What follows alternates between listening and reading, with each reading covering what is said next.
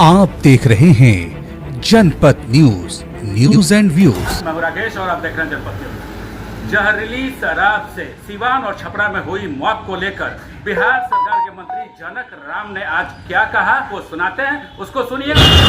मरवाहत और दुखी परिवार के साथ में खड़े हैं। इस पर राजनीति करने का किसी को गुंजाइश नहीं। हम सभी लोग एक साथ होकर के तो सत्ता पक्ष हो या विपक्ष हो, दुखी परिवार के साथ खड़ा होकर के उसको न्याय कैसे मिले उसको सोचना चाहिए। नेता प्रतिपक्ष तेजस्वी यादव ये बार बार आरोप लगा रहे हैं कि सत्ता जिनके हाथ में है उनके संरक्षण में हो रहा है। शायद 15 साल उनके माता पिता की ही सरकार रही है, वो नीचे रखा है। कुछ दिनों के लिए वो भी सत्ता के संरक्षण में रहने का काम किया है। और जहाँ तक उनके ऊपर उंगली उठाने की सवाल है तो खुद अपने गिरवा में झांक ले श्री तेजस्वी यादव जी कि जब जब पूर्ववर्ती घटनाएं घटित हुई उस घटना के पीछे सरकार ने जांच कराई।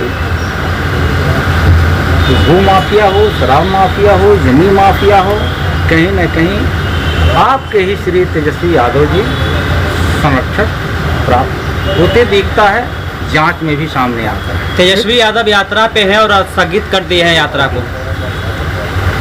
समय से उनके नेता, उनके कार्यकर्ता उनको अवगत करा दिया होगा कि श्री तेजस्वी यादव जी आप कोरोना काल में जनता को आंसू पोंछने तो रहते नहीं हैं। पूरे बिहार में बाढ़ के आपदा में आप दुबई बैठ करके आनंद ले रहे थे और जब उस दुख के घड़ी से सुशासन की नेता नीतीश कुमार जी बाहर निकाल देते हैं तो आप घड़ियाली आंसू पोंछने के लिए बिहार की जनता को गुमराह करने के लिए निकलने के सपना देखने लगते हैं।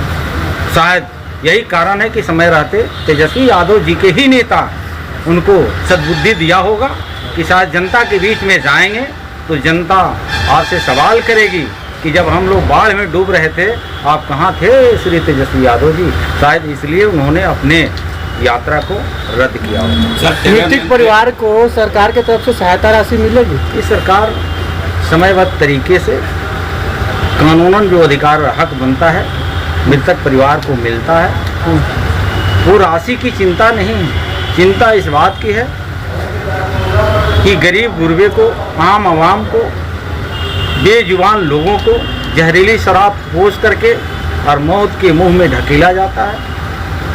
उनके घरों तक कानून पहुंचेगी और जहां उनका जगह है तो सरकार और कानून वहां पहुंचाएगा। आरजेडी विधायक से सर 25 लाख की भुगतान मतलब रंगदारी के रूप में अज्ञात नंबर से फोन जाकर धमकी देकर मांगा जाता है। उनकी आदतन रही है, वो सरकार में यही होते रहा है। ये उनके लिए कोई बहुत बड़ी बात नहीं है। महागठबंधन के नेताओं का यही करतूत रही है। उनके नेताओं से पूछेंगे तो उसका वो जवाब देंगे। शायद उनके घरों में यही कल्चर रहा है, यही उनकी सुविधाजनक रही है, उनके घर परिवार का यही रीति रिवाज रहा है। तो ये क्या लेन देन वो लोग करते हैं शायद उनके घर का विषय। बिहार में सर शराब बिक रहा है, जहरीली शराब, और इससे जो मौतें उसके दोषी किसको मानते हैं? हमने पहले भी बताया है कि जहरीली शराब बंदी के लिए बिहार की तमाम पार्टियां एकजुट होकर के सरकार को समर्थन दिया था और उससे आम आवाम को, अनुसूचित जाति को, जनजाति को, अति पिछड़ा को, कमज़ोर वर्ग के लोगों को काफ़ी राहत मिली थी। और ये सपना बाबा साहब अम्बेडकर का था, ये सपना गांधी जी का था, ये सपना राजेंद्र बाबू का था, तमाम महापुरुषों ने, संत ऋषियों ने भी देखा था। जब तक हम शराबबंदी के दायरे में आए तो ये राज्य काफ़ी तेज गति से विकास की तरफ जा रहा था। लेकिन कुछ लोगों को इसमें राजनीति दिखने लगा। सरकार से उनको मोह भंग कैसे किया जाए, सरकार को आय स्थिर कैसे किया जाए, सरकार को गुमराह कैसे किया जाए, जनता में बेमनस्ता फैला करके जहरीली शराब पहुंचा करके मौत के घाट कैसे उतारा जाए। तो ये सुशासन की सरकार है, ये नीतीश कुमार जी हैं। अगर कोई इस तरह की घटना के अंजाम दे करके वो चैन से बैठ जाए, शायद उनकी सपना है। कानून उनके घर तक जाती है और जहां उनका जगह होता है सरकार वहां पहुंचाती है। ये नीतीश कुमार की सरकार में बड़ा व्यक्ति क्यों ना हो, सफेद पोष का संरक्षण क्यों ना प्राप्त हो, वर्दीधारी का संरक्षण क्यों ना प्राप्त हो, ये सरकार में कोई बचता हो।